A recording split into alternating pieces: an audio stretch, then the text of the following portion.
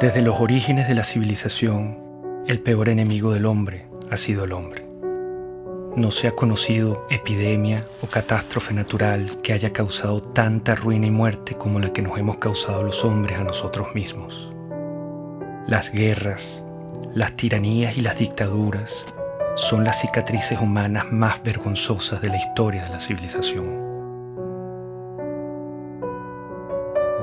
Venezuela, el país más rico de América Latina, vive una desconcertante transformación política y social a partir de 1992. Un carismático caudillo militar fue el protagonista de este tiempo. Yo dificulto que hoy en verdad haya en Venezuela una persona que se acueste con hambre. Nos hemos dejado entrampar en caracterizar a los sistemas políticos por lo que dice el caudillo. No debe haber pobreza en Venezuela. Y para ello yo sigo comprometiendo mi vida. Nunca he visto un país que colapse completamente. Colapse desde el punto de vista económico, colapse desde el punto de vista social, colapse desde el punto de vista político, colapse en las instituciones. Tenemos que llegar a cero miseria, a cero pobreza en los próximos años. No es fácil. Es haber arrasado a uno de los países más ricos del mundo. Los indicadores de salud. Bueno, vean ustedes los cambios, pues esto es lo nuevo. Esto es lo nuevo. Se coloca a Venezuela en el país con más inseguridad, con más homicidios, con más inflación. Somos la primera potencia petrolera de este mundo. Tenemos la reserva de petróleo más grande. En Venezuela hay petróleo para 200 años. El chavismo yo creo que es una colección fantástica de todos los errores de política económica que se han cometido en la historia. La economía debe ser enfocada con un objetivo central: satisfacer las necesidades de la sociedad, como queramos llamarlo. Por una política que ha enconado profundamente al país, dividiéndolo de una manera prácticamente suicida. El socialismo es el único camino a la paz perdurable, a la justicia social. Por eso la revolución nuestra, hay que recordarlo, pacífica, pero armada. No se equivoquen, burgueses. Mire lo que significó el chavismo para Venezuela. Una verdadera tragedia. Un país que ha perdido su democracia. El que quiera ver una democracia pujante, sólida, madura, venga a Venezuela, venga nada más. Yo creo que él nunca ocultó lo que él quería hacer. Yo creo que Chávez llegó con un proyecto de poder, nunca con un proyecto de país. Fuimos las víctimas de una peste ideológica que nos pisoteó, que incendió la piel de nuestro pueblo, que calcinó y enmudeció a nuestra Venezuela.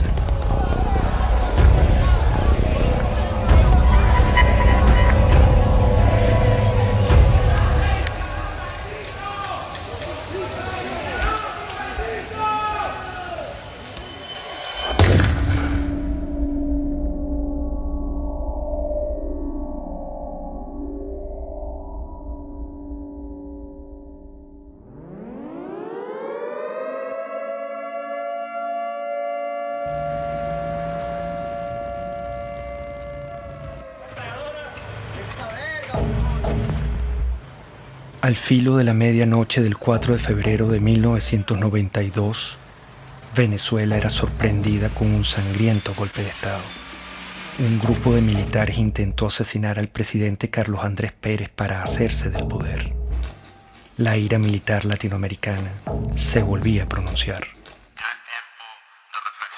Compañeros, lamentablemente, por ahora, los objetivos que nos planteamos no fueron logrados en la ciudad capital. Es decir, nosotros acá en Caracas no logramos controlar el poder. Ese no fue su primer discurso. Su verdadero discurso lo había pronunciado horas antes con una refriega de balas y de tanques. Aquel militar había disparado su delirio de poder sobre la cabeza de Venezuela. Había herido de muerte a la democracia. Bueno, Chávez representó un retroceso para Venezuela. Seguramente la democracia venezolana era imperfecta y necesitaba muchas reformas. Creo que cuando termine esta pesadilla que vive Venezuela, habrá una comprensión cabal del desastre que significó el golpe de Estado. El golpe irrumpe por las ansias personales. Ellos argumentaron que había un problema social y que ellos venían a hacer justicia. Chávez, desde que entró a la Academia Militar, prácticamente planeó la insurgencia, desde que era teniente. Y siendo teniente coronel, que había planificado eso durante por lo menos 15 años, usó su cátedra en la escuela militar para preparar e infiltrar. Eso fue un plan armado durante muchísimos años. Yo lo conocí a las 5 de la mañana del 4 de febrero del 92, que ingresé al Palacio de Miraflores con el presidente Carlos Andrés Pérez y vi que todavía estaban limpiando la sangre en el piso de la entrada de la oficina del oficial que Chávez mandó a matar a Carlos Andrés Pérez. Atacaron con bazucas para tratar de matar a la esposa del presidente de Venezuela, a sus hijas y a sus nietos. Si él hubiera triunfado en el golpe, hubiera fusilado a Carlos Andrés Pérez y hubiera fusilado a su familia. Para él, la muerte ajena es un instrumento de lucha política.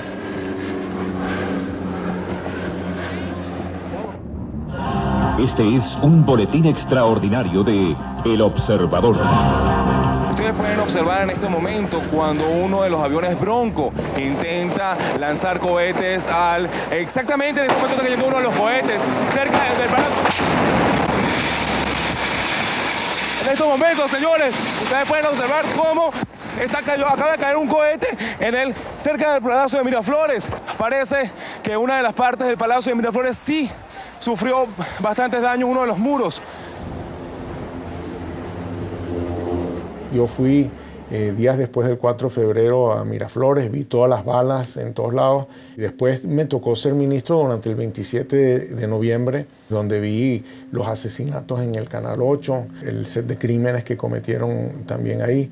Era el regreso del golpismo a Venezuela, era el regreso del militarismo, que tanto daño nos han hecho, tanto el golpismo como el militarismo.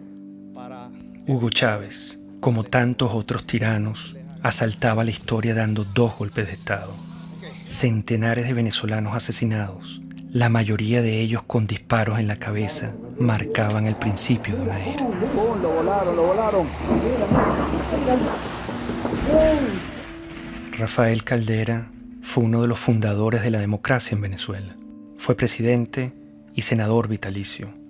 Al día siguiente del golpe de Estado, su enemistad con Carlos Andrés Pérez y su propia soberbia lo hacían justificar la matanza.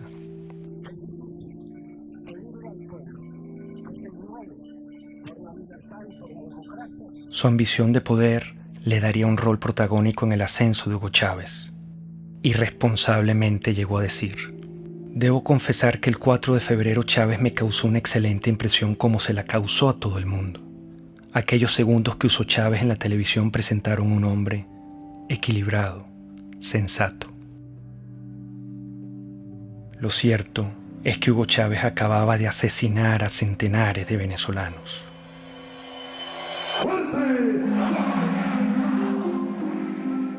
Con la finalidad de conformar un movimiento político que logre conquistar la presidencia de la República, el comandante Hugo Chávez, uno de los líderes de la asonada militar del 4 de febrero del año 92, se incorporó hoy a la vida cívica luego de que el presidente Rafael Caldera le otorgó la libertad. Esta generación militar que tomó el camino del sacrificio, se forjó en el Fuerte Tiuna, en los cuarteles militares, va a demostrarle a los politiqueros venezolanos cómo se conduce un pueblo hacia el rescate de su verdadero destino. Le dieron un sobreseimiento a los golpistas y ni un solo venezolano le levantó su voz. Eso es un indicador de que no sabíamos lo que era la democracia. Las democracias se defienden con uñas y dientes. El movimiento bolivariano revolucionario 200 va a la calle, a la carga, a tomar el poder político en Venezuela.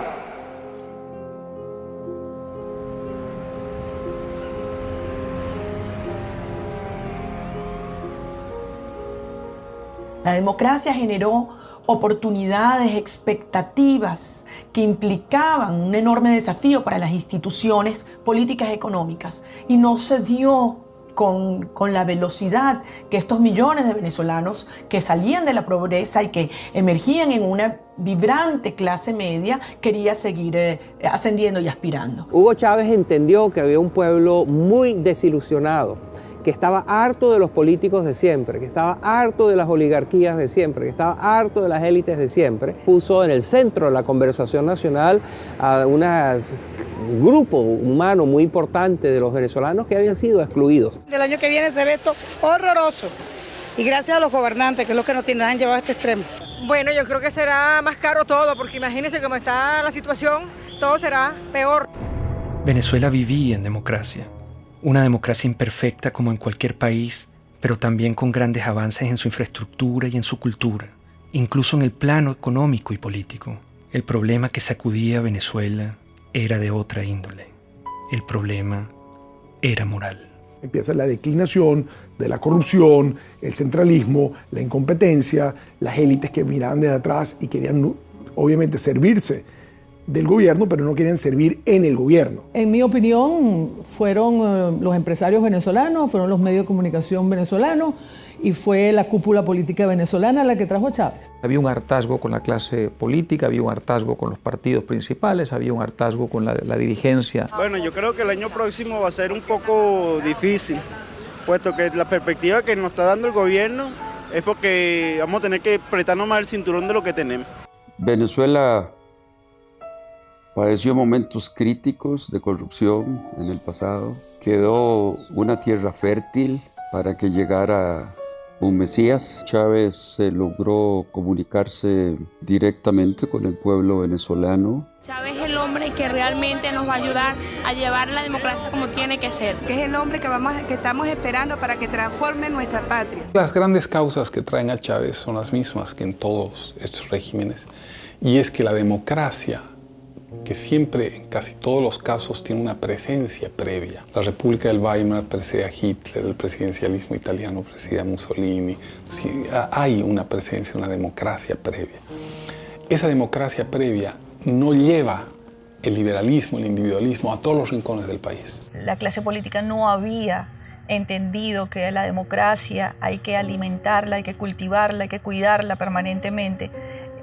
Comenzó a decaer. Esos 40 años de democracia fueron los primeros y los únicos 40 años en los que Venezuela estuvo gobernada por civiles. Un sistema democrático que logró una serie de avances de éxito para la población venezolana, pero en sus últimos años, yo diría en sus últimos 10, 15 años, empezó un debilitamiento. Y un debilitamiento que yo lo puedo identificar cuando empiezan los procesos de reelección presidencial. Eso castró el futuro y la modernización de la democracia al truncar las nuevas generaciones que pudieran ascender a dirigir las distintas organizaciones políticas. La gente se cansó. El chavismo llega, creo que por un desgaste de la clase política, sabiendo que en muchos de nuestros países lo que tuvimos durante muchos años fue el bipartidismo. Lo cual llevó a la gente en muchos países a buscar una solución distinta, un outsider, como decimos esto.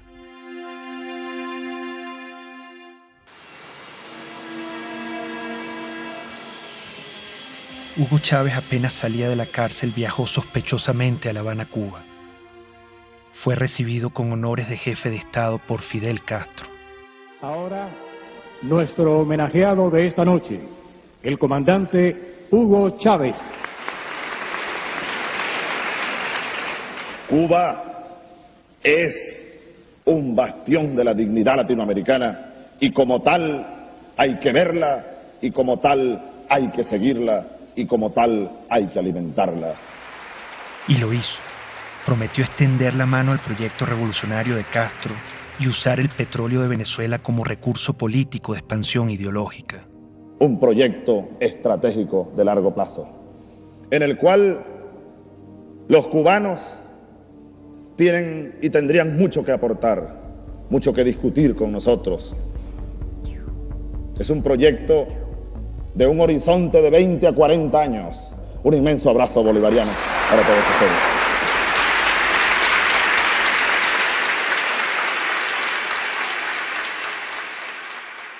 20 años más tarde, todo estaba claro.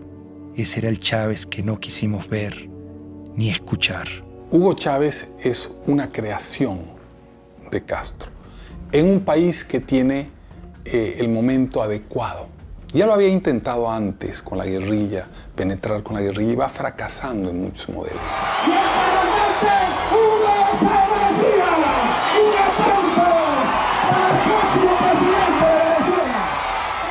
Llegó a Venezuela y se lanzó a la presidencia de la República.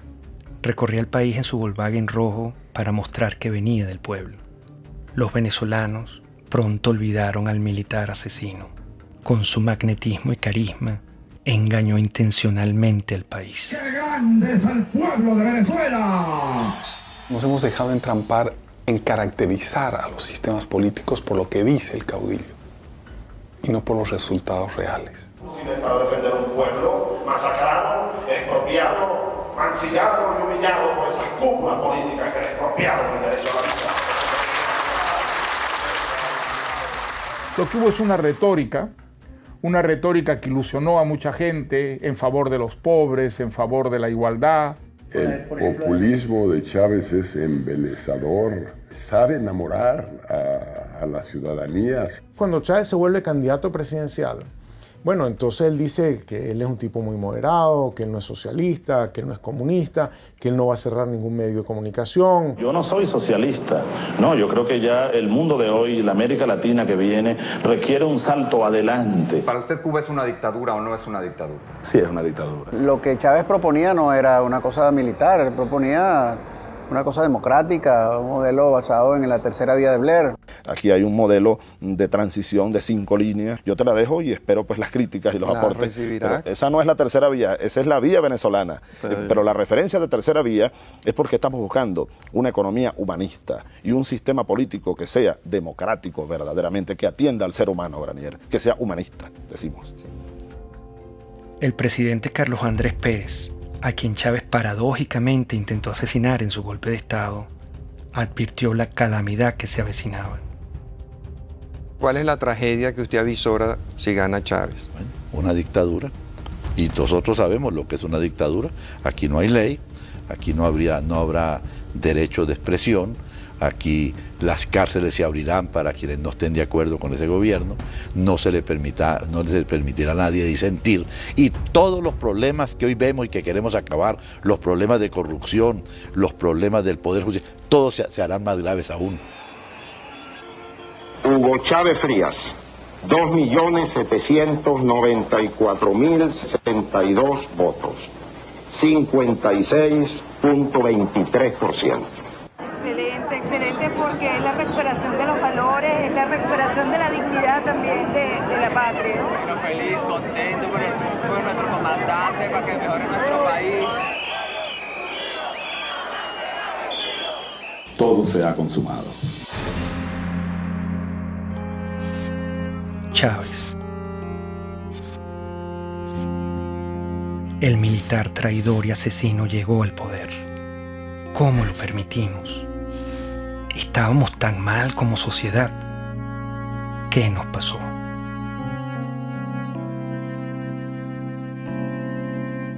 Cuando yo conocí a Hugo Chávez, yo le dije, te advierto una cosa, lejos de ser tú la solución, tú eres la encarnación del problema de Venezuela. El hecho de que tú seas presidente es la demostración más clara de que este país fracasó. Yo no creía que pudiera tener éxito. Lo que oía del propósito, el propio juramento de la Constitución, me parecía de un adanismo esencialista muy peligroso. Te lo juro sobre esta moribunda Constitución, impulsaré las transformaciones democráticas necesarias para que la República Nueva tenga una carta magna adecuada a los nuevos tiempos, lo juro. Yo he sido siempre reformista. Entonces, todos los liquidacionistas me parecen que son ahistóricos, que van en contra de la historia, que crean lo que Malraux decía, revoluciones que son un día de fuego y 50 años de humo. Chávez se encuentra con una nación rota, malherida y rabiosa, presa fácil para un caudillo populista. Yo creo que Chávez era un personaje muy simple, cuando yo le conocí. Simple en sus planteamientos políticos, que no tenía claros. Quería un cambio en Venezuela, pero no sabía exactamente muy bien hacia dónde. Chávez, el líder o el payaso o el cómico o el político, saca de la tumba a ese Drácula que causó tantas millones de muertes y tanta pérdida de valor en el siglo pasado, y lo desentierra y lo pone a caminar precisamente en nuestra América Latina y destroza Venezuela. En México se dice que no hay pillo que no sea simpático, ¿no? Y yo creo que Chávez es una perfecta descripción de eso. Por lo menos era muy simpático.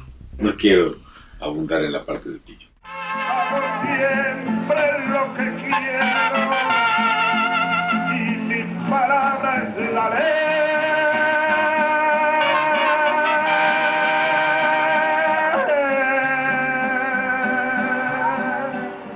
Sin duda, carismático. Muy venezolano, muy simpático. Un hombre carismático. Líder carismático. Pero sigo siendo Chávez. Es que los hombres carismáticos son muy peligrosos. Los hombres carismáticos han sido los grandes dictadores del mundo. La gente se conecta emocionalmente, no racionalmente, con ese personaje. Había en él atributos que ayudaron a hacer de él una figura populista muy lograda. Evidentemente había una capacidad oratoria o retórica, pero con un poder de seducción muy notable. Había en él también una lectura intuitiva, no creo que intelectual, pero sí intuitiva, de un amplio sector de la sociedad venezolana. Eso es muy importante en un caudillo. El idiota. Nosotros fuimos tan ingenuos, casi podría decir entre paréntesis tan idiotas, que pensamos que ya se había desaparecido ese personaje en los años 90. El idiota, con toda su mitología, con todo lo que... Resulta que el idiota reapareció enterito, exactamente con todos los dogmas. Somos pobres porque los países ricos nos explotan, porque nos pagan mal nuestras materias primas y se enriquecen. Somos pobres por la oligarquía, toda esa tontería. El capitalismo siembra odio. En el capitalismo impera el odio. Fue evidente de un inicio democrático a cómo se fue separando ideológicamente, cómo se fue convirtiendo en una propuesta que no es ni siquiera de sustento ideológico, sino populismo puro, afán de poder, de controlar, de tener, de dominar, de mandar.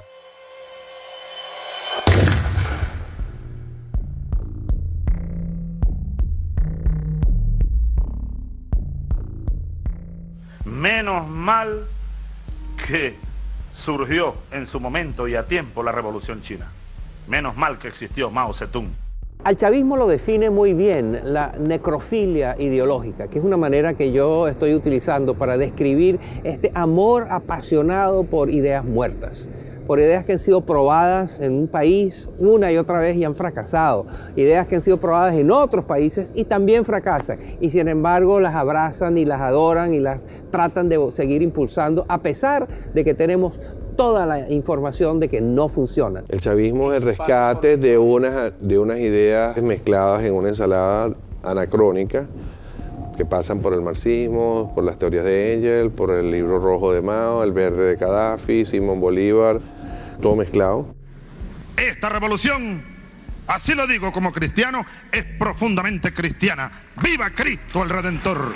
De izquierda, derecha, centro, maoísta, centoísta, no sabemos qué es lo que es. Por algunos dicen que yo soy pastor evangélico. Palero, santero, católico, cristiano. Marxista no soy porque no me formé en el marxismo. Es una nueva forma de caudillismo militar. Y también soy marxista. Es muy confuso en su formulación porque es capaz de mezclar una figura como la de Bolívar con un pensamiento de fondo aparentemente marxista. Es tremendamente confuso, es una nueva forma de populismo. El hombre desde siempre había sido un comunista. Entendía qué es lo que tenía que decir o no decir en cada momento para que, digamos, su mensaje calara en una mayoría de turno. Venezuela tiene un gran potencial siderúrgico y debe ocupar cada día más mejores puestos a nivel mundial, a nivel americano. Cuando ya empezó a tener, digamos, la sartén agarrada por el mango, entonces se quitó todas las caretas y mostró su verdadera faz. Y si insisten, le quitamos los camiones y los convertimos en transporte de alimentos, chicos. Se lo damos a los consejos comunales. Y Mendoza que vaya a hacer no sé qué, lo que le dé la gana, a denunciarme en la OEA, en la Corte Celestial, donde le dé la gana. Se fue apartando claramente de los principios más elementales de lo que es un gobierno democrático. La legalidad fue desapareciendo poco a poco, reemplazada por el poder omnímodo, ¿no es cierto?, de la voluntad del caudillo. Sin una visión clara o conocida, Chávez estaba decidido a transformar a Venezuela a su imagen y semejanza. Comenzaría por la Constitución. El Estado está caotizado. Esa es una realidad. Para transformar el Estado necesitamos urgentemente una Asamblea Nacional Constituyente. No hay otra alternativa. Con la Constituyente del 99, Chávez empezó a mostrar su talante autoritario y personalista. El mismo militar que había dado 2 golpes asesinando a centenares de venezolanos se empeñó ahora en aniquilar la única república civil y democrática que habíamos tenido los venezolanos. No vayan, compatriotas, ustedes a cometer el error que cometieron los que habitaron esta casa durante 40 años. Y ya no les pertenece. Eso hay que recordarlo. Esta casa, desde hoy, es la sede de la Asamblea Nacional Constituyente. Como un pésimo augurio de lo que iba a venir, el mismo día de la votación ocurrió la catástrofe natural que hoy recordamos como la tragedia de Vargas. Si la naturaleza se opone, lucharemos contra ella y la haremos que nos obedezca.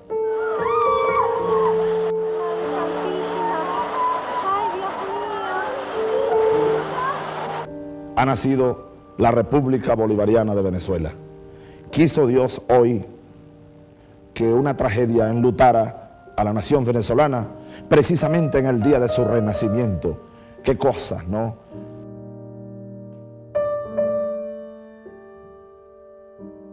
El drama que se vive en el estado Vargas es definitivamente inarrable. No se conoce las personas que perdieron la vida en esta implacable tragedia natural. El drama no finalizaba. Chávez rechazó la ayuda humanitaria ofrecida por los Estados Unidos y profundizó el horror y la tragedia.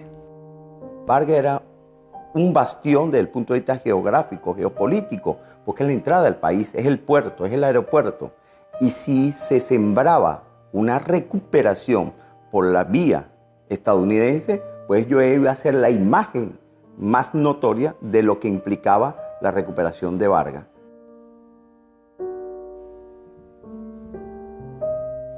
Realmente Fidel Castro influyó totalmente en las decisiones que tomó Chávez con respecto al deslave. Chávez no podía concebir en ningún caso nada que contradijera lo que ya se encaminaba del proyecto con Fidel. Con la tragedia de Vargas, Chávez mostró su desprecio por el venezolano y su único interés, el poder. Renombraría a Venezuela, reescribiría la historia, cambiaría la hora y la forma del escudo nacional y le impondría una nueva estrella a la bandera.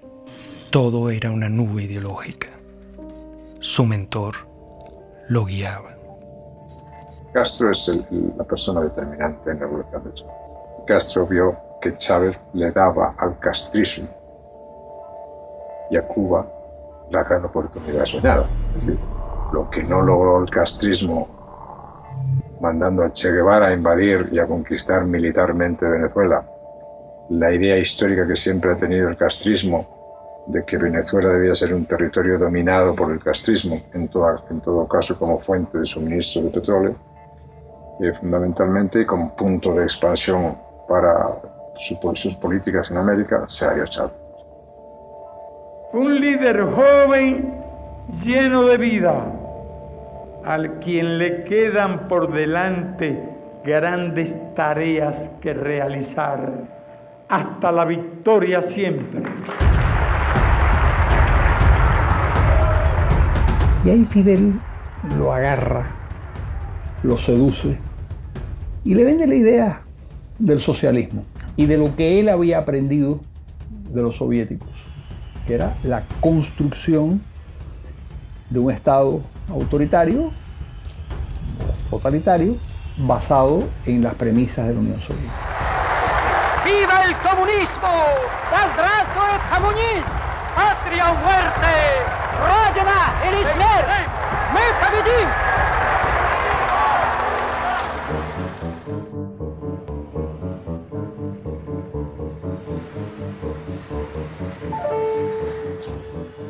Venezuela se vestía de verde oliva, se convertía en un cuartel.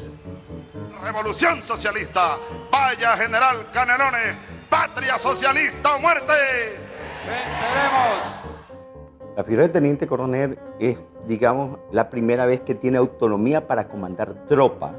Por eso se le dice el comandante. Es netamente de una misión de tropa, de dirigir tropa, de ordenar a la tropa y de llevar a la batalla militar a la tropa. Los movimientos totalitarios de izquierda se meten en tu cuarto. No puedes ir a comprar lo que te da la gana, no puedes educar a tu hijo como tú quieras, no puedes viajar, no puedes tener tus documentos, no te permite tomar ninguna decisión libremente. Él dijo, la revolución es pacífica pero no pendeja, porque los tanques, los aviones, los fusiles y los cañones de las Fuerzas Armadas están al servicio de la revolución. Porque de ahora en adelante tendremos generales, almirantes, oficiales y tropas revolucionarios, antiimperialistas, socialistas y chavistas, para que les duela más.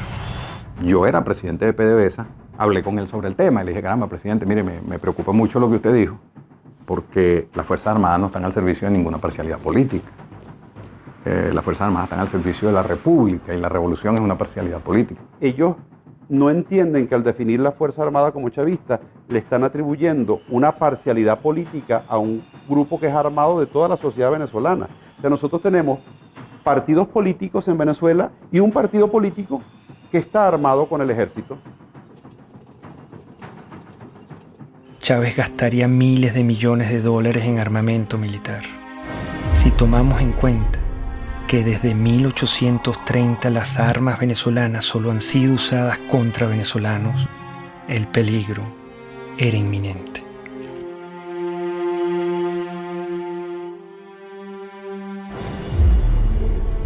El precio del petróleo, cerca de $100 el barril. Desde nuestro punto de vista es un precio justo. Ya a los 7 meses, 8 meses de Chávez, el petróleo sube y ese es el gran factor que utiliza él para poder irradiar su revolución. Un barril de petróleo que pasa de $8 a $150 y que permitió entonces comprar todas las complicidades dentro y fuera del país. Estos irresponsables, porque fueron unas personas sin ningún control, empezaron a utilizar ese dinero para adquirir poder político internacional y poder político nacional, lograron una combinación en la cual de una u otra manera tenían al pueblo contento. Con la subida de los precios del petróleo, la primera institución comprada o más bien secuestrada sería el sistema electoral, acción encubierta y determinante para consolidar su poder. Nosotros, todos los rectores del Consejo Nacional Electoral, estamos constitucionalmente en la obligación de defender a la institución. La primera jugada maestra fue en el sistema electoral. Pusieron al frente del Consejo Electoral a Jorge Rodríguez, un psiquiatra experto en manipulación de masas y en manipulación de la verdad. A partir de entonces, nunca más en Venezuela hubo una elección libre y transparente como se conoce en las democracias del mundo entero. Un gobierno que llegó al poder también por las urnas, con elecciones, y luego también siguió celebrando algunas elecciones, se hizo reelegir, pero donde evidentemente existía un control y una concentración de poder muy fuerte. Chávez y el chavismo y todo el poder cubano ya desde el principio empiezan a construir el fraude. Consejo Nacional Electoral de Venezuela niega la posibilidad de realizar un reconteo de votos. La presidenta del organismo, Tibisay Lucena, anunció que escrutar las papeletas sería regresar al sistema electoral manual del pasado. Primero reclamamos que Tibisay Lucena vaya presa porque hizo fraude. El fraude fue genial. La forma como lo armaron fue genial. Y la razón por la que era imposible detectar era porque el fraude no fue hecho generalizado, sino puntual. Cada mesa tenía una forma de hacer el fraude en esa mesa. Uno no puede esperar nada de un régimen que lo controla todo y poner tus esperanzas en lo electoral.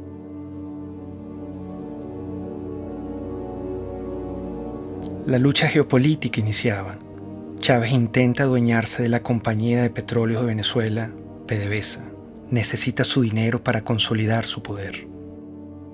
Esa élite de PDVSA ha pasado la línea. Entonces yo anuncio lo siguiente. Anuncio la destitución, despido de las siguientes personas. El 11 y 12 de abril del año 2002 fue consecuencia de su intento de radicalización al mandar 50 leyes que nadie había discutido, al confrontar la autonomía de Petróleos de Venezuela, al radicalizar su posición con respecto a lo que era un equilibrio político en el cual, digamos, la gente pensaba que habían ciertas normas de convivencia. Yo no tengo problema de rasparlos a toditos si a toditos hubiera que rasparlo. Ante el autoritarismo chavista, la gente no se quedó tranquila. El 11 de abril, Chávez había pretendido tomar control arbitrariamente de PDVSA para concretar su proyecto hegemónico latinoamericano. Frente a esto, millones de venezolanos salieron a las calles a protestar como nunca antes se había visto en la historia de Venezuela. Que prosigamos pacíficamente nuestra marcha a solicitar la renuncia del presidente de la República. Canal 2 se llama, como todos sabemos, Radio Caracas Televisión. El canal 4 se llama Venevisión. Y el canal 10 se llama Televen. Esos tres canales están en este momento fuera del aire. ¿Hasta cuándo? No sé.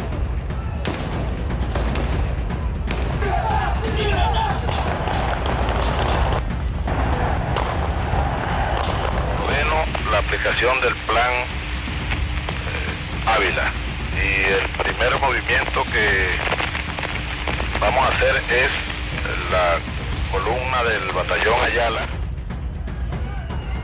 Muchos manifestantes fueron asesinados.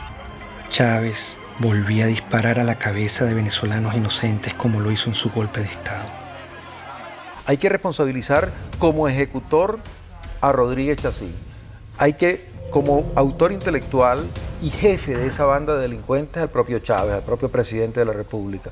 Esto es una acción contra el sentimiento más noble del venezolano. ¿Usted pudiera decir que la acción de los francotiradores estaba bajo conocimiento del presidente? Absolutamente seguro que estaba bajo conocimiento, que fue ordenada. Estamos frente a un asesino, con toda la extensión de la palabra. Una persona enferma, un paranoico, enfermo de poder, que cree estar poseído de una tarea histórica, destruyendo y matando venezolanos.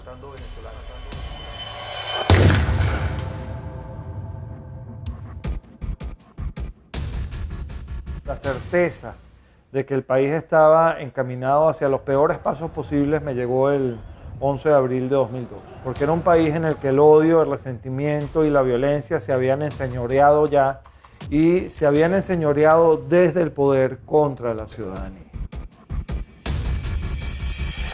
Y esto va sobre todo a los empresarios nacionales, los productores nacionales. Algunos andan metiéndoles miedo que si yo les voy a quitar la tierra que tienen, las vaquitas que tienen, no les vamos a quitar nada, les vamos a dar. En Venezuela murió el productor agropecuario Franklin Brito, quien se encontraba en huelga de hambre por defender sus tierras en el estado de Bolívar. En todo momento el Estado venezolano utilizó todo el poder del gobierno para torturar a mi papá, para mantenerlo preso en un hospital militar. Mi papá ya iba a cumplir 9 meses en un hospital militar contra su voluntad.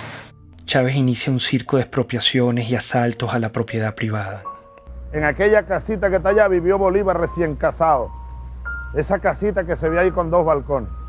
Y ahí lo que están en unos negocios, exprópiese. Él expropia y no produce y además quiebra a los que están produciendo. Si tratan de parar la producción, les expropio todas las plantas de procesamiento de arroz. Se las expropio, no tengo problema. No crean que les voy a pagar con dinero contante insonante. Si Chávez sobrevolaba en helicóptero una zona agrícola y Chávez se asomaba a la ventana y decía, ¿de quién son esas tierras que están ahí? Están bien buenas esas tierras. Bueno, al día siguiente esas tierras estaban expropiadas. Entonces ahora yo les digo, yo estoy interesado en comprar y vamos a nacionalizar el Banco de Venezuela.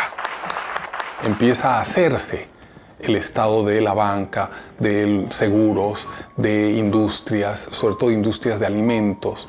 Las va destruyendo y deja al pueblo de Venezuela sin comida, con el cuento de que el empresario es un hereje, que no tiene virtudes. O sea, vuelve a un discurso muy antiguo, maniqueo, de buenos y malos. Que están explotando a la clase media sobre todo, porque ellos, los privados, casi no construyen viviendas para el pueblo. No, ellos siempre hacen es viviendas de alto costo para la clase media y la exprimen a la clase media, la exprimen. Cuando yo veo que Hugo Chávez Frías dice que comenzaría el proceso de expropiación, ya lo habían hecho con algunas empresas, y que había que atacar la empresa privada, y dije, ay, ¿qué es esto? Cambió el rumbo totalmente, pero el Hugo Chávez del 2000, del 98, ese no era el Hugo Chávez Frías, y ahí están todos millones de venezolanos, creímos en una esperanza.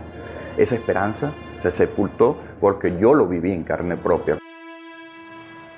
El daño económico que se le ha causado a la sociedad venezolana, que podría ser hoy día uno de los países más prósperos del mundo, después de haber tenido el boom de los precios del petróleo. Y sin embargo es un país que está arruinado, con un crecimiento negativo gigantesco, con desabastecimiento, con pobreza, con angustia, con desesperanza. Frente al atropello, una mujer lo encaró. Por favor. ¿Cómo puede usted hablar de que respeta al sector privado en Venezuela cuando se ha dedicado a expropiar, que es robar? Este es el momento de darle respuestas al país, a las más de 180.000 madres y mujeres que en estos 13 años han perdido a sus hijos, a sus esposos, a sus padres, y a los cuales no se les ha hecho justicia. Esto es lo que yo hablé desde el fondo de mi alma, del corazón, del estómago. Yo estaba hablando por eso, por las más de 100.000 mujeres que han perdido un ser querido y que nunca le han ni siquiera pedido perdón o dado el pésame, de las amas de casa que ya se peleaban por un litro de leche. Es lo peor que ha pasado porque antes uno no estaba así. Uno tiene que hacer cola para comprar pañales, para comprar leche, para comprar comida. Uno aguanta hambre, pero como uno le dice a un bebé que no puede comer. Todo se va en comida.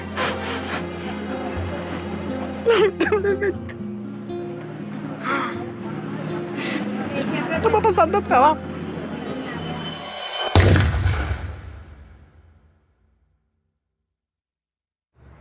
Esta gente todo lo que ha hecho es irracional. Si hubieran tenido algún economista sensato que les hubiera dicho, esto no se puede hacer. El trueque. Y al final todos salimos ganando. ¿Saben cómo se llama eso? Socialismo. No, aquí no estamos produciendo para ganar dinero. El chavismo yo creo que es una colección fantástica de todos los errores de política económica que se han cometido en la historia. En los libros de texto están llenos de cosas que el mundo ya ha aprendido a no hacer. Pues el chavismo las ha hecho todas. Venezuela tiene el peor desempeño económico del mundo. En este momento no hay país que tenga una caída del producto más grande que la de Venezuela, no hay un país que tenga la inflación más grande que la de Venezuela, no hay un país que tenga la escasez más grande que la de Venezuela. Bueno, la situación económica no está bien. Nosotros vendíamos pollo, pernil, hervido, todo eso. Entonces todo funcionaba bien. De repente todo se fue para abajo. La situación del país está terrible, lo que provoca es llorar. Todos roban, todos. Todo es una corrupción total. El chavismo es un fenómeno político difícil de explicar a quien no ha estado en Venezuela y a quien no lo ha vivido. Y exacerbó al límite nunca imaginable uno de los grandes males de nuestra historia, que es la corrupción administrativa. Y entonces los que uno vio que llegaron aquí, como decía Chávez, con las patas en el suelo, hoy son grandes potentados, grandes millonarios. El único camino a la justicia es el socialismo, no es el capitalismo, no es ese canibalismo que se quiere implementar en el Estado. Ministro, ¿no es contradictorio hablar de capitalismo cuando usted tiene una corbata de Louis Vuitton, unos zapatos Gucci? Yo no sé qué, claro que no es contradictorio, porque yo quisiera que Venezuela produjera todo eso y entonces yo comprar todo lo que se produzca aquí y no tener que importar el 95% de los rubros que consumimos. Hicieron un negocio como jamás se ha visto. Pues.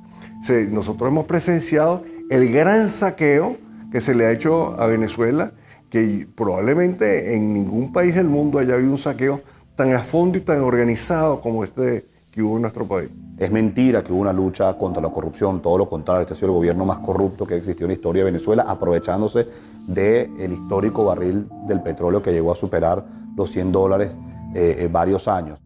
Tanto gasto desproporcionado y lujo se apoyaría con el crimen organizado. En entrevista exclusiva con NTN 24, Emily Blasco, corresponsal del diario ABC en Washington, aseguró que el hijo del fallecido presidente Hugo Chávez utilizó aviones de la petrolera estatal PDVSA para transportar droga hacia el extranjero. En el libro Ilícito, lo que yo simplemente documento es que no hay nada nuevo con respecto al crimen, excepto que llegó el siglo XXI y le añadió la posibilidad de tener grandes carteles criminales que operan internacionalmente y que trafican con todo tipo de ilícitos, de gente, de drogas, de armas, de dinero y de política. El chavismo es un proceso por el cual el lumpen, los sectores delincuenciales de una sociedad, se apoderan del poder. No son los intelectuales que uno soñaba en el marxismo-leninismo que se apoderaban del poder. Son los sectores más delincuenciales de la sociedad. Y por eso son tan audaces, por eso pueden ser tan crueles. Y por eso tienen un hambre de poder que no respetan amigos, que no respetan a quienes los han apoyado. Que yo voy a gobernar con los mejores, con los más capacitados. No tengo compromisos partidistas, ni personales, ni particulares con nadie. Chávez lo que hizo fue, para preservar el poder, crear varias bandas de pandillas. Y estas pandillas tienen distintos jefes. Y eso explica la estratificación, eso explica por qué Venezuela se convirtió en un narcoestado. Como Venezuela se convirtió en un sistema cleptocrático. Cuando la gente me dice este es un estado fallido, yo digo es un narcoestado criminal fallido. El ministro de Interior, Justicia y Paz, Miguel Rodríguez Torres, indicó que las maletas contenían 1,3 toneladas de droga, una de las incautaciones más grandes que se han hecho en Francia. De acuerdo con Rodríguez, un total de 22 venezolanos han sido detenidos, de ellos 8 son militares. Este régimen que con las dos manos, la izquierda y la derecha, robaba, destruía, también tenía geopolíticamente dos manos. La mano petrolera, la mano negra, la mano fuerte, y la mano blanca de la cocaína que venía de Colombia y se redistribuía de Venezuela. Conforme va debilitándose la mano negra, la mano petrolera, pues hay más necesidad de la mano blanca. En México se discute y se debate si al Chapo Guzmán lo extraditan a Estados Unidos. En Venezuela el Chapo Guzmán sería ministro. A través de este medio de comunicación, Lindsay Salazar, quien es uno de los hombres importantes de la seguridad que tuvo Diosdado Cabello, denunció que el presidente de la Asamblea Venezolana sería el líder del Cartel de los Soles, una banda de narcotráfico internacional que tendría entre sus miembros a varios militares venezolanos. Diosdado Cabello es oriundo también del estado donde yo nací también. Era un muchacho muy humilde del pueblo del Furreal, pero la ambición desmedida de este señor se convirtió a tal magnitud que con el Pollo Carvajal, general narcotraficante vinculado al Cartel del Sol, que hacía lo que le ordenaba Diosdado Cabello, impulsaron y protegieron el narcotráfico en Venezuela. Es una cosa terrible lo que voy a decir, pero esto ha funcionado más como una banda delincuencial que como un sistema político. Por eso es tan difícil explicárselo a la gente de fuera. Venezuela se convirtió en un narcoestado. Jueces, ministros, diputados, incluso la familia presidencial era acusada y encarcelada por ello. Los índices de criminalidad se desataron. El peor problema que hoy tenemos en Venezuela, incluso con la escasez y la inflación que hay, yo estoy convencido que es la inseguridad. Es la inseguridad que es la consecuencia del 98% de impunidad. Una impunidad que protege a las bandas organizadas, una impunidad que protege a aquellos que tienen granadas, que tienen fusiles, que andan en vehículos blindados. Estamos presos y con temor. Tenemos mucha inseguridad, muchos malandros en la calle que nos callan. Y esto no puede seguir así. Que en el mes de marzo, en esos 30 días, en la morgue de Caracas, haya habido ingresos de muertos por violencia que se equipararían a las muertes por violencia de un año de la España de 46 millones de habitantes, es aterrador y el ritmo sigue aumentando. El peor legado de Hugo Chávez son los cientos de miles de muertos que han hecho no solamente que familias enteras se enluten, sino que millones de personas dejen Venezuela. La gran parte de la inmigración venezolana no es una inmigración económica como la que empezamos a ver ahora. La gran parte de la inmigración venezolana es una inmigración presa del pánico de vivir en una sociedad absolutamente enfrentada y donde se mata por odio. Ante la absoluta impunidad, el pueblo tomó aterradoramente la justicia con sus manos.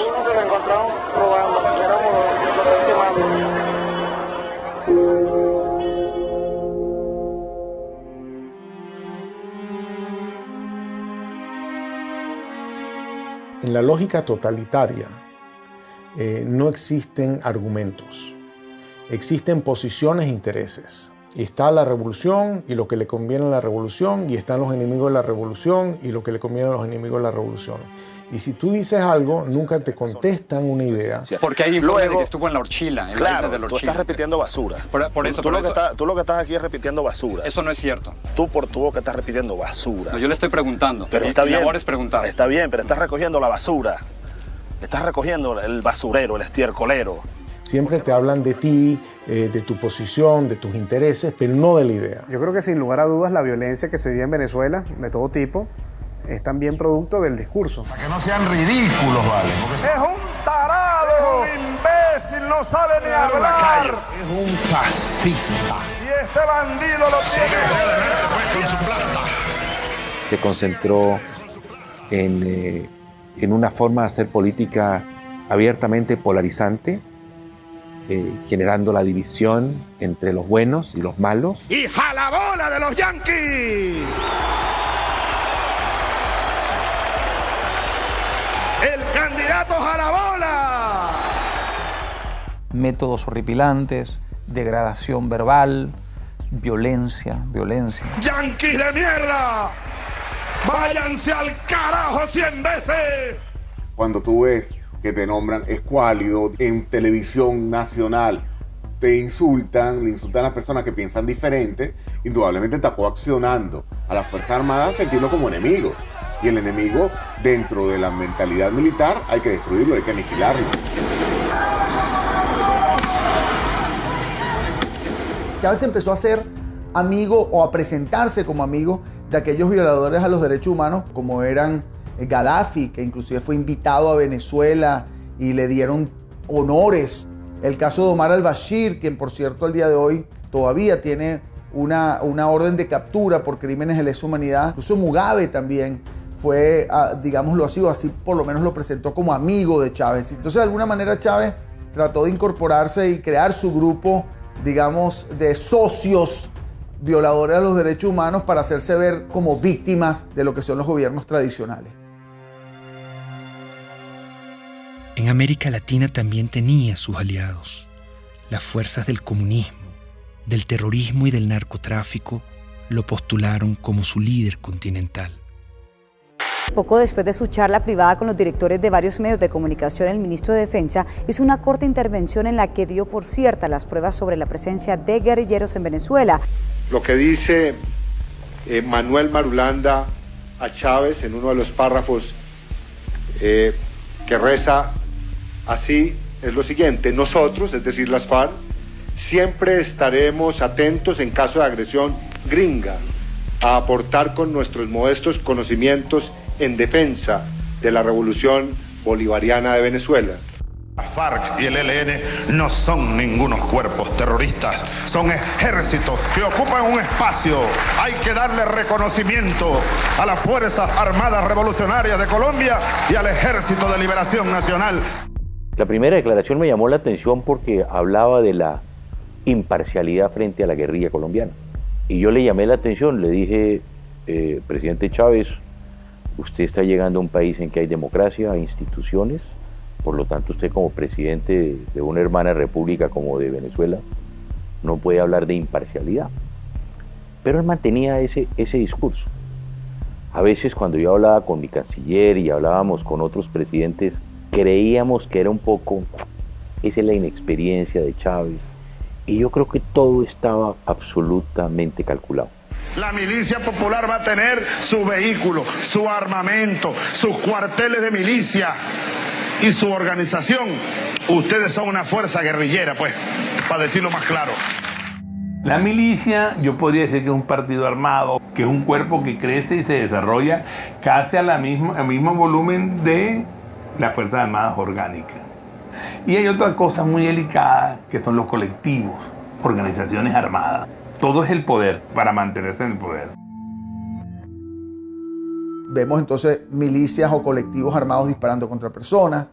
Vemos agresiones ya no solo disparando civiles contra personas, sino de cuerpos o agentes del Estado que trabajan y han sido estructurados para trabajar en favor de la revolución.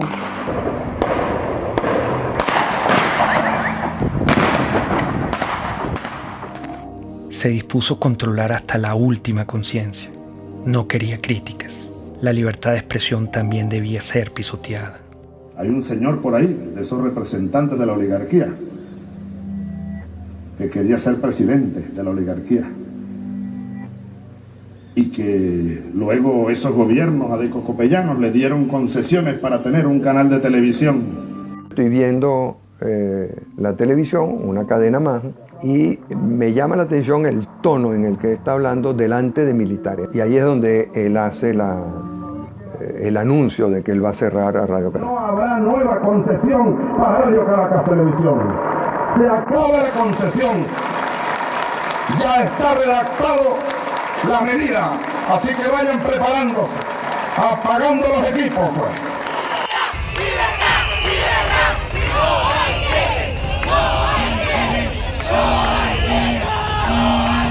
La idea no es el cierre de los canales de comunicación, es más apertura, la fuerza de las ideas y el apoyo a la democracia del pluralismo. Pero no nos van a cerrar la conciencia y nos van a cerrar el corazón.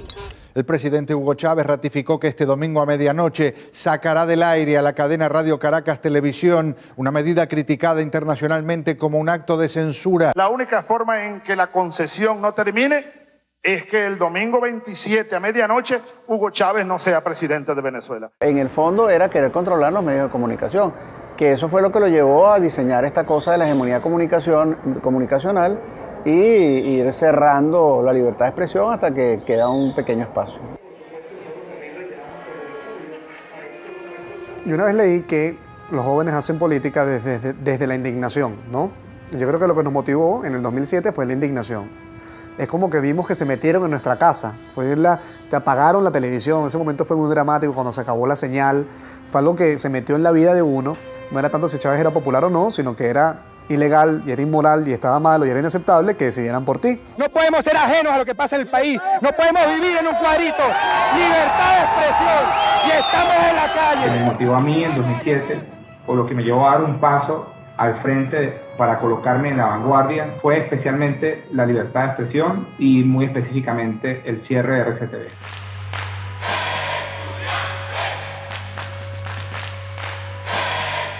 El movimiento estudiantil del año 2007 es el hecho social más importante de los últimos 50 años. Esto es un movimiento que surge en defensa de la libertad, de la dignidad, de los derechos humanos. Y lo que ellos están diciéndole al país y a Chávez, en cierta forma, es: no, señor, tú eres mi pasado. No me gusta este presente y voy a pelear por un mejor futuro. Soñamos con un país donde podamos ser tomados en cuenta sin tener que estar uniformados. Eso fue un punto de quiebre, porque los estudiantes salimos de las aulas a la calle. Estar en la calle si fuera necesario, pero el pueblo tiene que salir, pero el pueblo tiene que acompañarnos, pero la gente en esos barrios de Caracas, oprimida, pobres y sin posibilidades, tienen que salir a pelear por su futuro. Somos unos jóvenes que apenas con 21, 22, 20 años de edad salimos con nuestras manos blancas de manera creativa, irreverente, con mucho espíritu desafiante en las calles, pero siempre de manera no violenta. Y le demostramos al mundo, y hoy lo podemos ver en perspectiva, que la reserva más importante que tiene Venezuela era la reserva moral de los estudiantes. Ese movimiento estudiantil logró generar pasión, esperanza, energía, fe en la gente que sí se podía. Pese al surgimiento del movimiento estudiantil, Chávez siguió su proyecto hegemónico. Decidió transformar la Constitución para poder eternizarse en el poder y convertir a Venezuela en un comunismo a la cubana. Hugo Chávez en el año 2007 lanzó una reforma constitucional que no planteaba sino la destrucción del Estado liberal venezolano. Aceptamos el reto electoral, organizar a millones de venezolanos, defender esos votos y ganar. La única forma que ese día, que la noche del 2 de diciembre, no estuviéramos dispuestos a respetar, a hacer respetar la voluntad popular, era que nos mataran. Por eso el gobierno se echó para atrás y no se robó la elección del 2007. La opción del no, 4.504.354 con un 50.70%.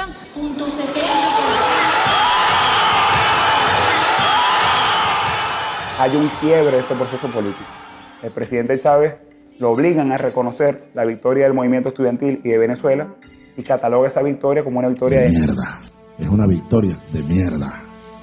Y la nuestra, llámenla derrota, llámenla, pero es de coraje, es de valor, es de dignidad. Ese movimiento estudiantil le originó nada más y nada menos que la única derrota que tuvo Hugo Chávez, la única derrota que se llevó a la tumba el 2 de diciembre de 2007, cuando se frenó la reforma constitucional. Creo que es allí donde empieza la debacle de Hugo Chávez y que culmina, por supuesto, en lo que hoy tenemos, que es el desastre absoluto. La derrota frente al movimiento estudiantil radicalizó sus políticas de persecución contra la oposición. Convirtió en enemigo a todo aquel que no se le doblegaba. Y yo lo acuso ante el pueblo y ante el mundo por golpista y por fascista. Tú te das cuenta de que en el patrón hay sistematicidad que empieza por la estigmatización criminal, la señalización de una persona como un criminal. Compadre, vamos a ver quién va preso primero, desgraciado, si tú o yo. Hasta su eventual encarcelación, su persecución y su neutralización a través del uso del sistema judicial. Tenemos el caso emblemático de María Lourdes Afiuni, una persona que por ser juez y por cumplir con sus funciones fue individualizada como enemigo expresamente por el presidente Hugo Chávez Frías. Entonces habrá que meterle pena máxima a esta jueza y a los que hagan eso, 30 años de prisión. Eso crea un efecto intimidatorio de escalada, un efecto dominó ante todos los jueces, porque ningún juez pues hoy día en Venezuela va a tomar una decisión contraria al gobierno porque sabe que va a ir preso y además en el caso de la jueza Afiuni hasta abusada sexualmente. El poder se estaba empezando a servir, estaba empezando a utilizar a las autoridades del sistema judicial, a las autoridades del sistema penal, a las policías, a la fiscalía, como armas de persecución por motivos políticos. Fechas en las que se han producido cerca de 4.000 detenciones, arrestos o privaciones arbitrarias de la libertad de fundamentalmente jóvenes por protestar contra el poder. Ese pobre muchacho no estaba haciendo nada. Ha pasado con los médicos, los farmacéutas, la religión judía, los hebreos también han sido perseguidos. Aprovecho para condenar de nuevo, desde el fondo de mi alma y de mis vísceras, al Estado de Israel. ¡Maldito seas, Estado de Israel! La Iglesia Católica. Si quiere, hágalo, señor cardenal, para que usted termine. Se siguen reuniendo. Preso. Preso con sotana y todo. No hay nadie en Venezuela en este momento, al día de hoy, que no pueda decir que de una u otra manera no ha sido víctima de alguna forma o alguna modalidad de persecución por parte del gobierno.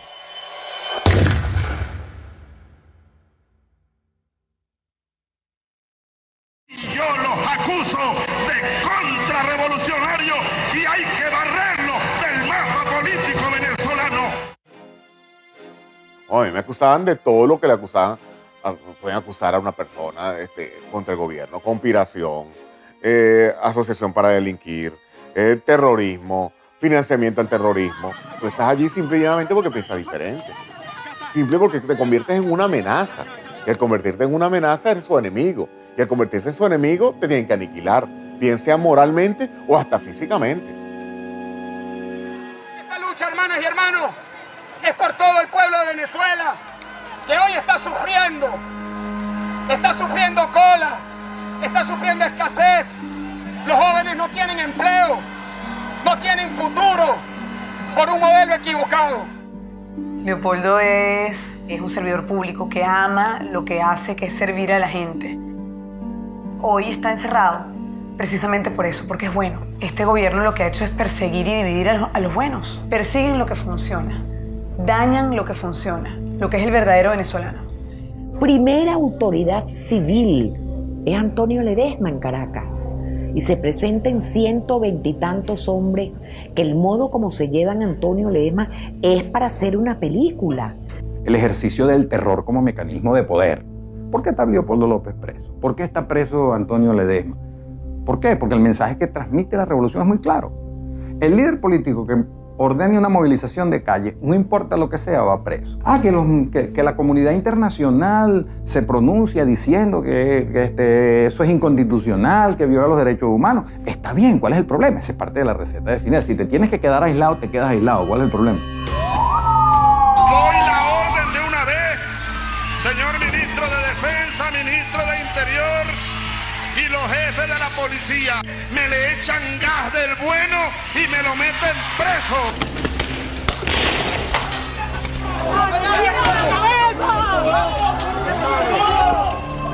Están matando a gente, loco. ¡Lo mataron, lo mataron! Los francotiradores apuntan a cabezas. El sonido que producen una cabeza escuálida es mucho menor, es como un chasquido, porque la bóveda craneana es hueca. Vacío de contenido. Exacto, entonces pasa rápido. Nosotros vimos organismos de seguridad del Estado dispuestos a matar a nuestros hijos con balas en la cabeza, dispuestos a dispararle en las piernas para que no huyeran. David Vallenilla tenía 22 años y un efectivo militar lo vio solo y desarmado. Le disparó a quemarropa.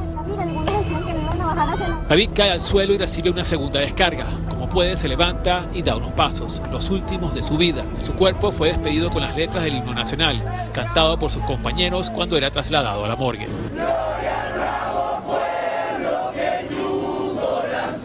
Es la segunda muerte de un manifestante que es asesinado por militares delante de cámaras de televisión en menos de una semana.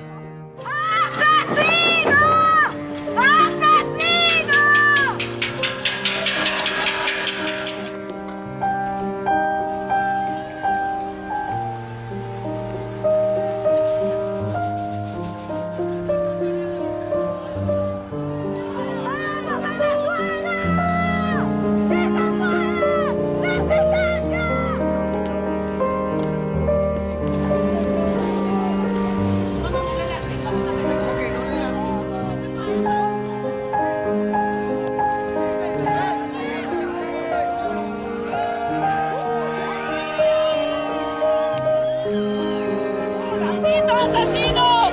¡Viven en el barrio! ¡Nosotros! ¡Viven con nosotros, malditos asesinos!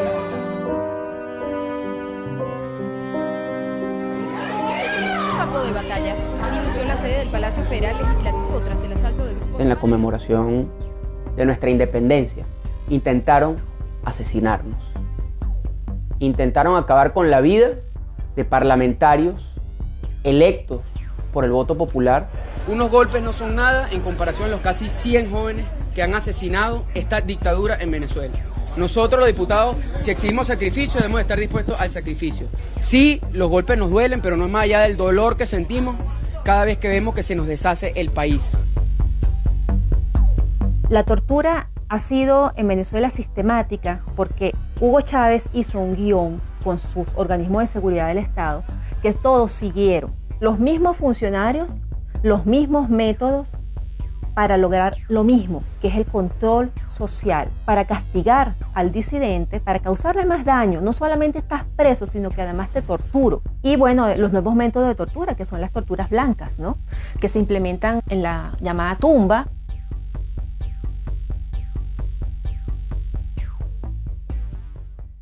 Sí, fui torturado. Sí, fui torturado en un lugar que te roba tu identidad. En un lugar donde tú sientes que estás muerto en vida. Donde el frío te hiela hasta los huesos.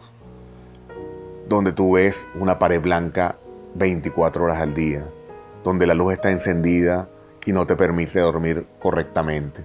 Donde el silencio impera. Donde te sientes sin esperanza.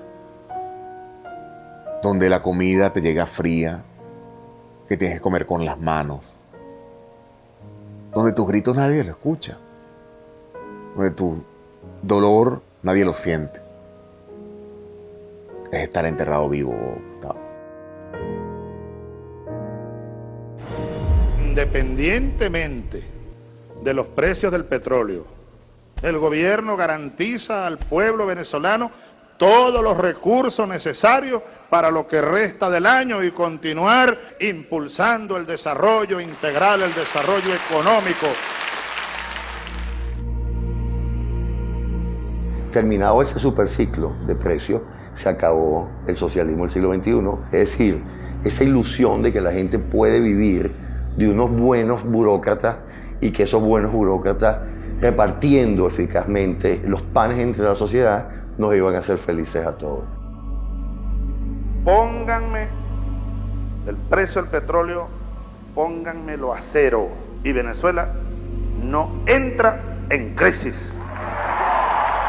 Pónganmelo a cero. El precio de los commodities vino abajo y el petróleo caro y el gas caro dejó de ser el gran padrino de las dictaduras de izquierda de América Latina. La crueldad daba para más. Privaban de alimento y medicina a la población para someterla y controlarla. El chavismo es como para ellos. Si fuera para uno, todos tuviéramos comida. Yo le apuesto que esa gente toda tiene comida en su casa, porque estamos pasando hambre. Hay demasiada escasez de comida. Para mantenerse en el poder, el elemento táctico es la pobreza como instrumento de dominación política. O sea, mientras tú te mantengas en un estado de pobreza, te domino. Yo te convierto en una persona sin recursos, pero con esperanza. Todos los días nos engañan, el pollo para nosotros. ¿Cuándo compramos? El martes tenemos hambre, el pueblo tiene hambre. El primer problema para los más desfavorecidos es saber si, estando desde las 5 de la mañana en una cola, van a encontrar algo. Por tanto, es alimentación básica, medicamentos inmediatamente necesarios para la enfermedad de cualquier familiar. Es fuerte, pues es fuerte. Sobre todo eso lo de la comida.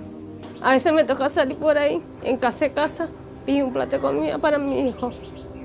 A veces, muchas veces, mío, se te cuesta sin comer. A veces para medianoche, mamá mía, no tengo nada que darle. Que es una política, sin la menor duda, dirigida a reducir a una parte de la población a una situación de crisis humanitaria extraordinaria, que es el tema de la falta de alimentos, medicinas, equipos, etcétera, que podemos analizar.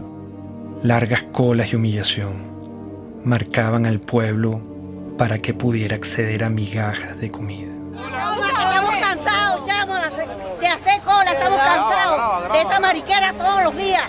Los viejos, los jóvenes, mira, los bebés en pijama, ¿qué es esa vaina? En Venezuela se han importado alimentos para alimentar a 3 países del tamaño de nuestro país. A la canciller Rodríguez, que es una mentirosa, que le damos comida a 3 naciones. Si no hay comida para Venezuela, ¿cómo le vamos a dar a 3 naciones? Si un venezolano va a una farmacia hoy, 90% de escasez en medicamentos para la atención, 99% de escasez para medicamentos neurológicos para el Parkinson y las convulsiones, 70% de escasez en analgésicos y antipiréticos, 80% de escasez en antibióticos. Yo como médico jamás he visto una biopsia que diga usted tiene cáncer de derecha, usted tiene cáncer de izquierda. Son enfermedades a las cuales hay que darle atención, a las cuales el Estado está en obligación de atender y hoy lamentablemente no lo está haciendo, no está sucediendo. El problema de la salud venezolana no fue de plata, plata hubo.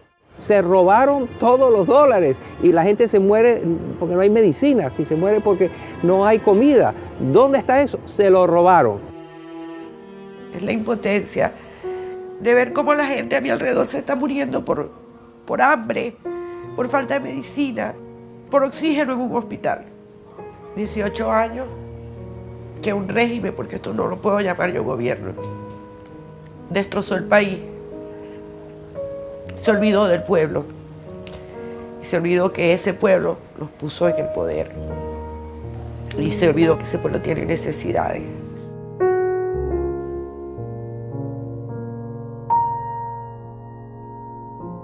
Cínicamente culparon a los colombianos de la escasez que ellos mismos habían causado.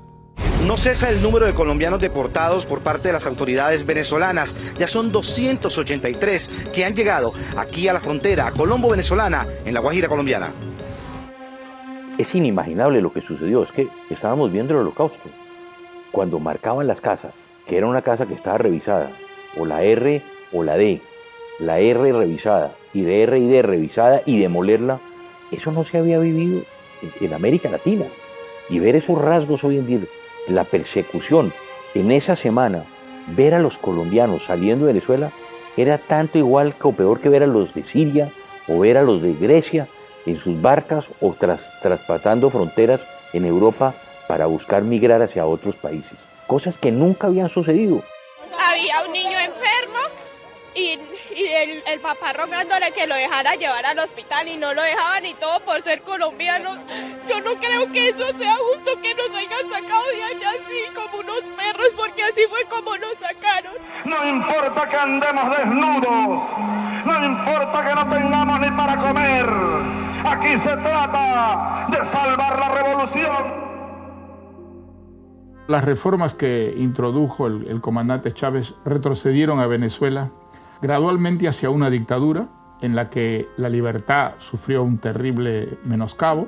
Con el chavismo, la libertad quedó despedazada. Todos los derechos humanos sin excepción fueron irrespetados y violados.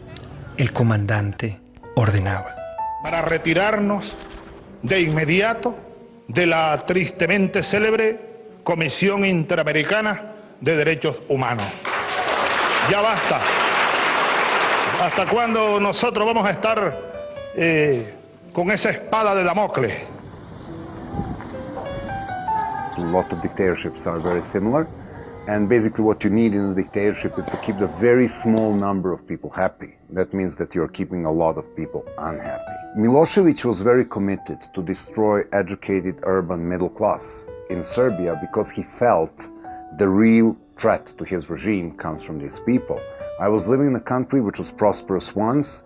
I ended up seeing people standing in the lines for bread, seeing parents desperate because they can't keep the medicine or, the food for their own kids. You see the stores in Venezuela now, they remind me painfully of my childhood. I have an impression of the government that doesn't really care about the people. It's super happy being in their little corrupted circle. And they don't even look at the street. They live in some kind of the parallel world. El chavismo intentó plagar con su ideología al mundo. Una bacteria ideológica se inoculó en Latinoamérica y poco a poco fue creciendo hasta que se desarrolló en una peste. Es la peste del siglo XXI. Es una enfermedad muy peligrosa porque es una enfermedad que ha cundido, yo te diría, hasta los huesos a un grupo importante de la población que no va a desaparecer.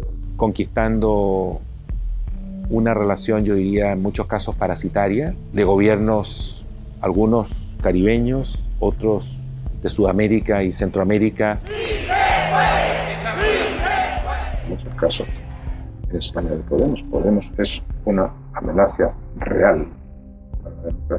Estamos hablando de personas chavistas comunistas que quieren acabar con el sistema social. Ser demócrata es expropiar, aunque os duela. ¿Sí? ¿Qué es lo que haría un gobernante decente? Expropiar. A los bancos que están acabando viviendas les expropiaría y las pondría en alquiler social. Recordemos que la influencia económica de Venezuela, por ejemplo, cómo logró comprar conciencias, comprar voluntades, comprar adhesiones usando los petrodólares. Algo de eso hubo en Chile, pero afortunadamente no logró penetrar a la sociedad chilena. La sociedad chilena tiene muy claro que Venezuela es una tragedia. El que es chavista, no es que es like, o la mitad sí, la mitad no. Si eres chavista, chico, eres chavista, ¿vale? Si estás con Chávez, estás con Chávez. Si no estás contra Chávez. El chavismo se ve a sí mismo como la consagración de la salvación de Venezuela, como la segunda independencia. El chavismo se percibe así. El chavismo llegó y es para siempre. Chávez ya no soy yo. Chávez es un pueblo. Chávez somos millones. Tú también eres Chávez, mujer venezolana. Tú también eres Chávez, joven venezolano. Tú también eres Chávez, niño venezolano. Tú también eres Chávez, soldado venezolano. El caudillo es igual al partido, es igual al país, es igual a la historia, es igual al futuro. Entonces, él constituye las instituciones, la historia, la moral. Y en ese proceso de concentrar todo, es un tipo que no da ningún beneficio al país. La pregunta es cómo es posible que un país tan rico como Venezuela haya caído en la situación que ha caído como consecuencia del chavismo.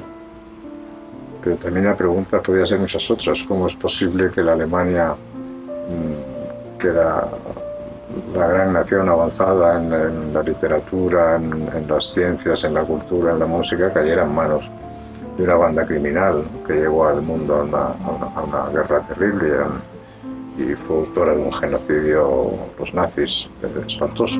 Chávez empezó a convertirse en un traidor a la identidad venezolana. Empezó a cubanizar a Venezuela y empezó a introducir conceptos políticos que no forman parte de nuestra cultura. Yo creo que ese fue el gran error de Hugo Chávez.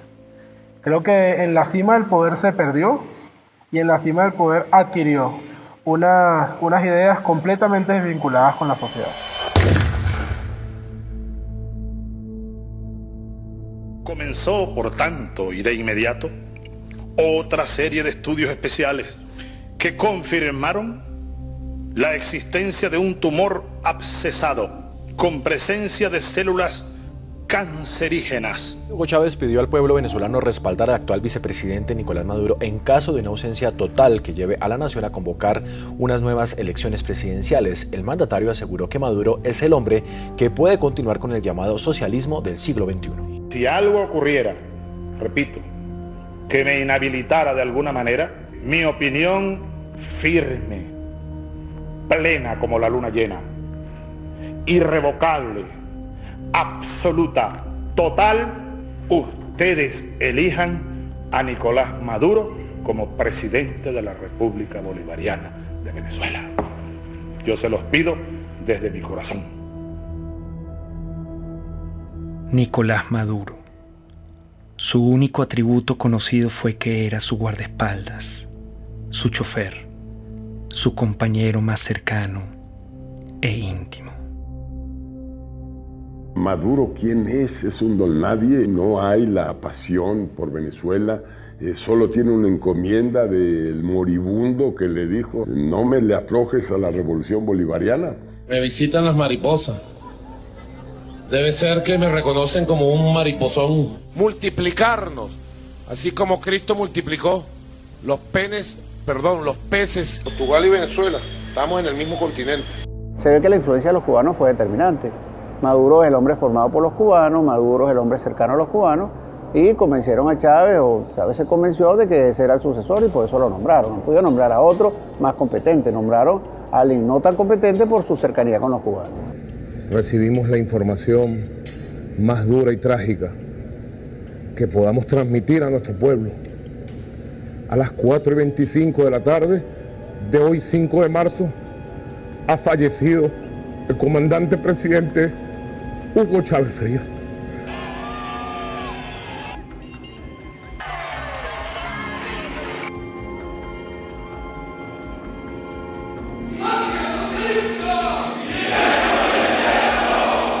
Vaya en paz. Aquí nosotros seguiremos su misión.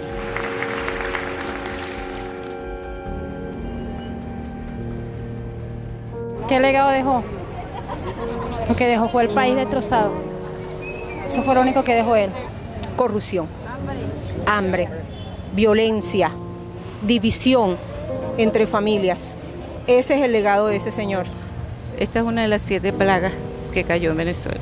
Lo peor que ha existido en este mundo. Lo peor, esa es la desgracia más grande que tiene Venezuela. Haber llegado a ese hombre, estamos peor porque hay más muertos todos los días, más delincuencia, más escasez. O sea, estamos peor que un país en guerra. Nunca he visto un país que colapse completamente, que se desmembre la familia venezolana. 2 millones de venezolanos se han ido del país en los últimos 3 años. 4.000 a 5.000 cruzan por día la frontera de Colombia en solución de continuidad permanente. Entonces, esa es la situación que vive hoy el país. No tiene nada que ver con la situación que vivía cuando Chávez asume el poder. Su gran legado es demostrar que ni éramos tan fuertes, ni éramos tan demócratas, ni éramos tan hermanos, ni éramos tan guerreros, ni éramos tan sólidos, ni éramos tan echados para adelante. Que era fácil darle un empujón a eso, tirarlo todo por la borda y montarse sobre la gente. Nadie se puede imaginar que un país que no esté en guerra esté viviendo lo que está viviendo Venezuela. Ha destruido el sentimiento de pertenencia de los venezolanos como una unidad, como una ciudadanía compartida. ¡Estamos pasando hambre! ¿Puedes creer que esto sea justo, vale? El país cambió, la gente cambió, las miradas cambiaron. Ya tú en Venezuela no ves sonrisas, no ves alegría, ves indignación, ves frustración, ves miedo. Y eso lo vimos todos los días. Nos dañaron profundamente. Mire lo que significó el chavismo para Venezuela, una verdadera tragedia. Un país que ha perdido su democracia, donde no se respetan los derechos humanos, donde se persigue a los adversarios como si fueran delincuentes. Estamos en un país ahorita muy necesitado. Tenemos que comer comida de la basura. La situación que estamos viviendo ahorita es fea, ¿no? En el nombre de los pobres, de la justicia y de la paz, se ha cometido el crimen más grande en la historia de nuestro país. El crimen de lesa humanidad es un ataque masivo o sistemático a la población civil cometido por una organización, que puede ser estatal o no estatal, de acuerdo a un plan.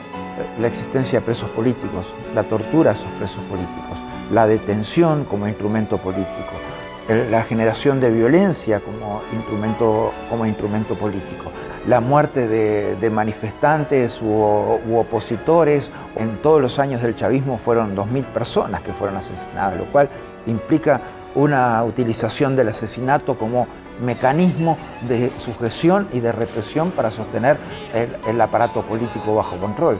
El artífice, el creador de la criatura, se llama Hugo Chávez Frías. Matar a una persona en Venezuela se llama homicidio, pero matar a todo un pueblo de hambre se llama chavismo.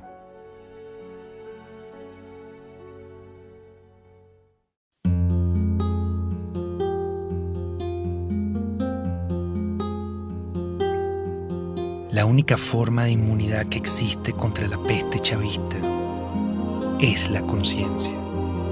Mientras nuestro aliento sea capaz de empañar una lámina de vidrio, tendremos fuerzas suficientes para luchar por la libertad.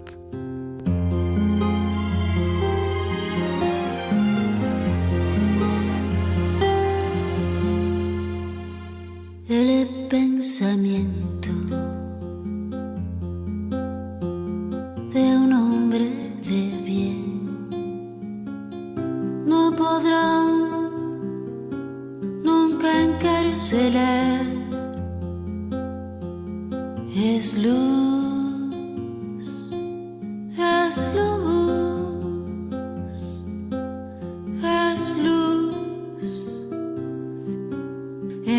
oscuridad.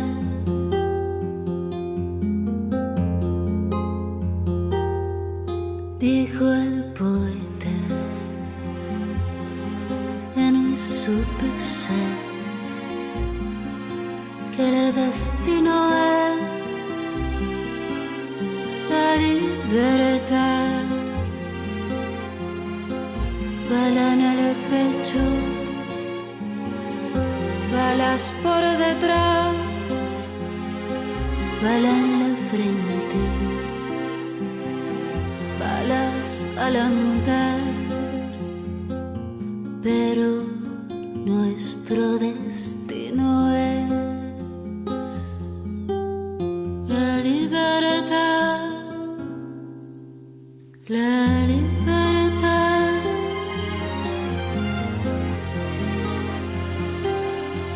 Todos los sueños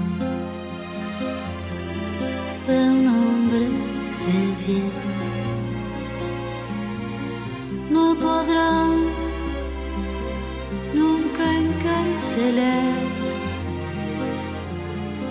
Son luz, son luz, son luz en la oscuridad. El poder tiene miedo de caer, pero caerá. Él caerá. El poder tiene miedo de caer, pero caerá. Ahí caerá. Nuestro destino es la libertad, la libertad. Luz es luz, es luz en la oscuridad.